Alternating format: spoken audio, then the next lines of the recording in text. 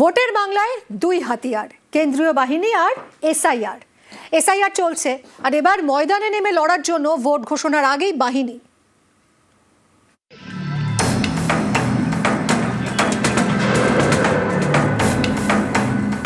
Vote ঘোষণার আগে কেন্দ্রীয় বাহিনী পাঠাচ্ছে, এটা দিল্লির জমিদারদের লেঠেল বাহিনী। কেন্দ্রীয় বাহিনী আনিয়ে গন্ডগোল করতে, প্ররোচনা দিতে।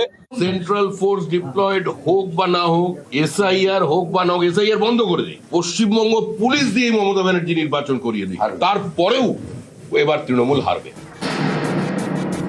এখনো ভোট ঘোষণা হয়নি, তার আগেই কি রাজ্যে কেন্দ্রীয় বাহিনী?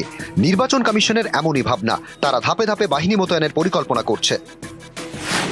28 ফেব্রুয়ারি পশ্চিমবঙ্গে চূড়ান্ত ভোটার তালিকা প্রকাশ হওয়ার কথা।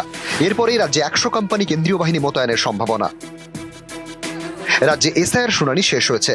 এই শুনানি চলাকালীন দক্ষিণ 24 পরগনার বাসন্তী এবং মুর্শিদাবাদের ফারাক্কা সহ বেশ কয়েকটি কেন্দ্রে উত্তেজনা ছড়ায়, ভাঙচুর চলে।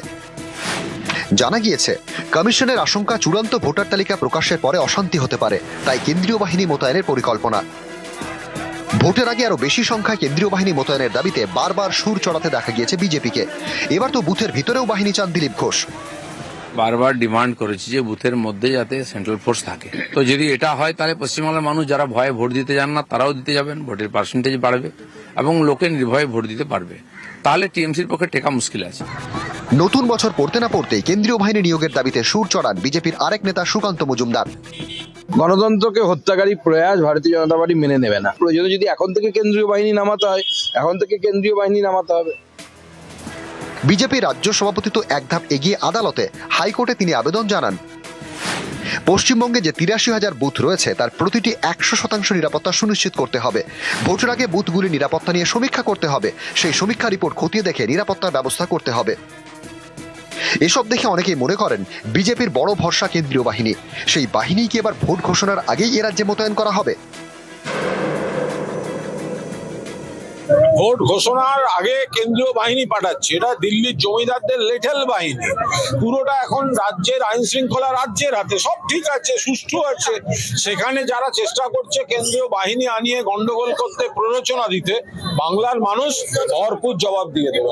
সেন্ট্রাল ফোর্স ডিপ্লয়েড হোক বা না হোক, এসআইআর হোক বা না হোক, এসআইআর বন্ধ করে দিই। ইডি সিবিআই এর অফিসে তালা লাগিয়ে দিই, ইনকাম ট্যাক্স জিএসটি কে নোটিশ পাঠাতে বারণ করে দিই, পশ্চিমবঙ্গ পুলিশ দিয়ে মমতা ব্যানার্জি নির্বাচন করিয়ে দিই, তারপরেও এবার তৃণমূল হারবে। 2024-এর লোকসভা ভোটে এ রাজ্যে সর্বাধিক কেন্দ্রীয় বাহিনী মোতায়েন করা হয়েছিল।